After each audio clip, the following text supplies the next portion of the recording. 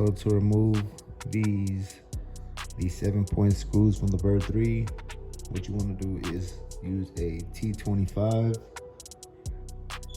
6-point security bit and just smash it in there.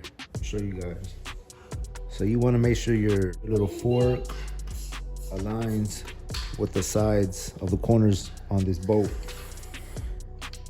And once it does, you just smash it in there.